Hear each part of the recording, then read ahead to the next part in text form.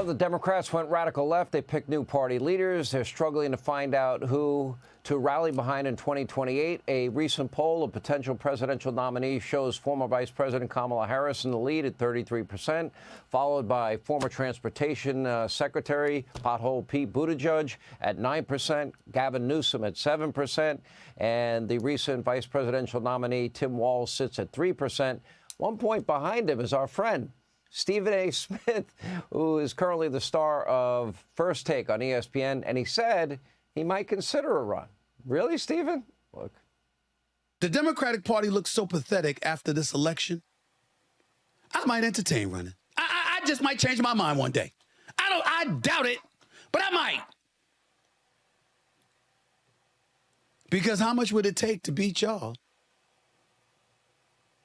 And Trump can't run again.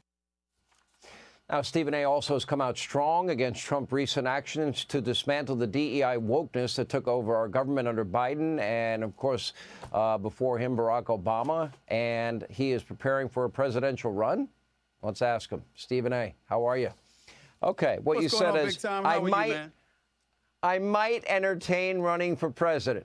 You can't afford the pay cut by your own admission. And if you run, your party would never nominate you because you're far too reasonable, although I have a couple of bones to pick with you tonight.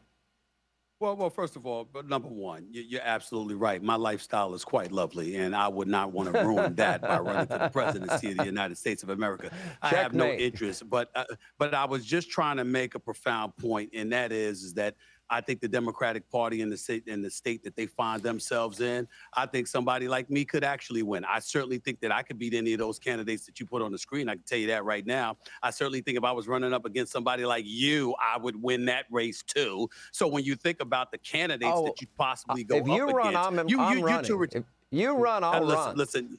You have no chance in hell of beating me because you're too rigid. You don't have any patience for people that disagree with you. You'd lose your mind. No, you're going to lecture people on patience? Okay, I'm the man of the people. Whatever the American people wanted. I'm the one that wants lower taxes, limited government. I'm the one that wants energy dominance, controlled borders, law and order, better schools. You want it all. I'm sorry, you're going to lose that debate.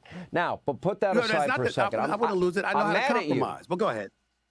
Okay, you actually said about DEI, what you're really saying when you talk about DEI, what you're really saying is we want white dominance again. Let me put up on the screen, and this was first instituted, as it relates to the FAA under Barack Obama. Their diversity push includes focus on hiring people with severe intellectual and psychiatric disabilities. Now, Stephen A., you fly a lot. Do you want people with intellectual and psychiatric disabilities in that control tower? Not at all. Not at all. And by the way, quote me accurately. I don't know how many times I have to tell you this. Quote me accurately. My issue with the eradication of DEI was not that on its premise. It was the explanation that the Trump administration and others were giving about it. I don't want to hear DEI automatically being about people who happen to be minorities that are unqualified. That is what I was saying. I said it's one thing to get rid of it altogether. It's another thing entirely to articulate and verbalize the position that, excuse me, everybody that was associated with DEI are unqualified individuals. We don't want unqualified individuals, particularly in public safety. I'm saying that's how people were coming across. That's how people, of course we agree on it. Of course we agree on it. But when you have somebody like Hegseth, well, for example, let's use him because he was speaking about your former colleague at Fox News. Hold on. That's not a defense secretary. Excuse me. Listen, listen, I'm not bringing up anything personal. I'm simply saying, my God, Sean, when you're talking about people who are unqualified, I wish him nothing but the best. He served our country, in the military. I get all of that. But when you are a weekend host on Fox News, and now you're the defense secretary of the United States overseeing 3.5 million people. Let me ask you, did you serve in Iraq, Afghanistan, and Gitmo? No, I did not. Did you go to Harvard? Did you go to Princeton? Yeah, no, well, he's certainly a pretty intelligent guy, so I would say. I didn't say he wasn't intelligent. Why don't we give a real soldier an opportunity? All right, I got another. Okay, that's fair. Right, one thing I'm not qualified for. But say that. I just said it. All right, the last thing. Okay, absolutely. I'll say yes, sir. I'm not qualified for this, and we're going to show it at the end of the show.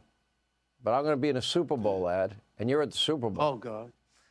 You in a Super Bowl ad? What the hell is this world coming to? What kind of Super Bowl ad are you going to be in? You with your non-sports knowing self. Talk about staying in your lane. That's you. You in a Super Bowl commercial? Who did this? Did Trump pull strings to make this happen? I mean, what the hell is going on, Fox?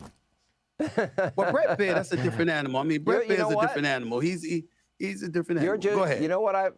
You're jealous. Jealous of what? What do I have to be jealous of? I'm in the Super Bowl ad and you're not. You're jealous. Wait for it. Wait for it. I mean, my time will come. My time will come. Don't worry. I'll be around a long enough time.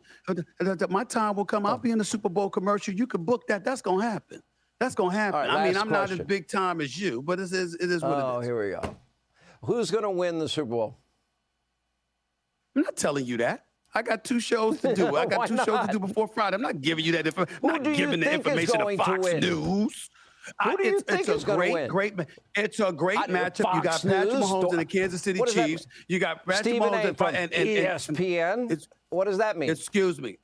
I didn't say I didn't know the answer. I didn't say you wasn't going to get the answer. I just said you ain't going to get it tonight on Fox News. I got a couple of shows to do for the remainder of the week. I'll give you my prediction later on in the week. All I'm saying to you right now is look forward to a very thrilling Super Bowl. It's going to be on Fox. Tom Brady's going to be calling the game. I think he's been doing an exceptional job. I think we're going to have a great, great game, and we will see what transpires. But I'm not giving you my prediction yet. I'm going to wait till Friday.